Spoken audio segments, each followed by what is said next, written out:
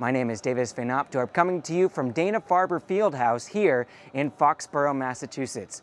Below me, the Real Boston Rams are making their final preparations for the 2014 season opener at Veterans Stadium in Quincy, Massachusetts, where they will take on the Vermont Voltage. Welcome here to Veterans Memorial Stadium here in Quincy, Massachusetts, where the Real Boston Rams just beat the Montreal Impact U23 team 3-0. With the United States' victory over Ghana in group play of the 2014 World Cup in Brazil, here are some player perspectives, both from the United States side and from the Ghanaian side. Hello there, Rams fans, and welcome here outside of Saputo Stadium here in Montreal, Canada, where the Real Boston Rams lost 5-1 to the U23 team of the Montreal Impact.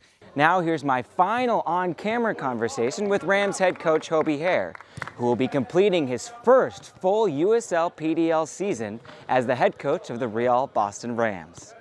You've been writing for many years about Barry Bonds and Roger Clemens and Sammy Sosa, what's going to happen when they finally get on the ballot. And if I may, I would like to read something that you wrote in a 2010 column, which is about those three players. You said, "I know how I feel about these guys now. It's no. But the thing I like about this system is that a name sits there for 15 years. That allows for lots of things to happen, including the simple expedient of changing one's minds just because." Now, that was 2 years ago. Have you changed your mind at all on any of those players? No. Now let's take a quick look at the USL PDL Northeast standings. The Seacoast United Phantoms and CFC Azul are tied atop the table with 26 points, but the Phantoms have the edge in goal differential. The Real Boston Rams are 7 points off the pace, but are 5 points ahead their opponents this weekend, the U23 team of the Montreal Impact.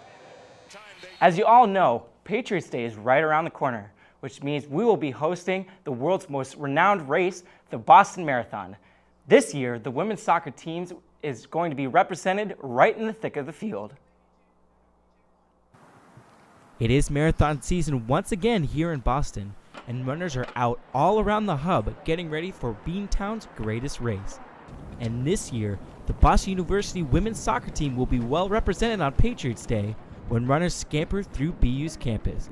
Alice Binns, Taylor Nichols, and Meredith Beaton all represented the scarlet and white on the soccer pitch, but now that the cleats are in the closet, they have taken out their running shoes to prepare for the marathon. I just had been here for 4 years. I watched the marathon every single year, and I just wasn't okay just like sitting on the sideline. Like, I really wanted to jump in every time, and it was like a really inspiring thing. These former soccer stars are no slouches either. Meredith Beaton's time last year qualified her for Boston this year, and Alice Binns is close to qualifying herself. Binns admits that there's nothing like running the 26.2-mile race. Once you do finish, it's just like you feel so accomplished. And I can't explain it. Nichols is excited to run her first marathon, living up to a promise she made her uncle her senior year of high school. But Taylor will have an extra incentive as well. Her father has had cancer for 9 years, and she plans on running with his face proudly on her back.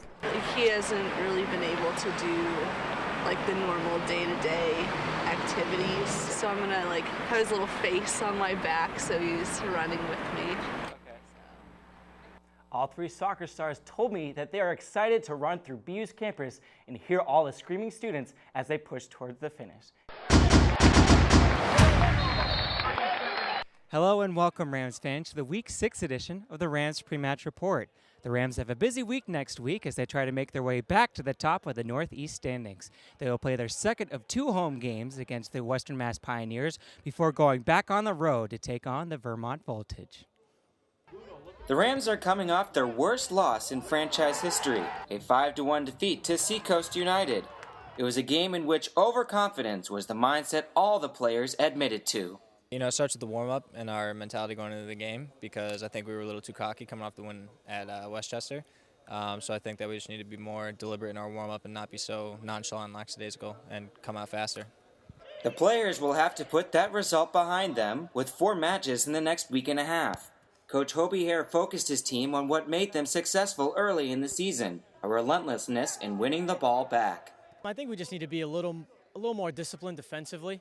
I think we've gotten a little carried away with the good results we got, early on in the season, but you know, we're playing good soccer. Last game I thought we played some really good footy. We created good opportunities, but you know, we're just throwing these numbers forward, and you know, with loads of space at the back for the guys to just counter in transition. So we just need to get a little more discipline defensively, and I think we'll be all right.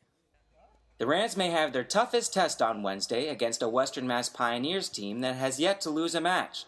The third Massachusetts derby, along with the return leg of the Vermont Voltage fixture, could determine the direction of the Rams' season.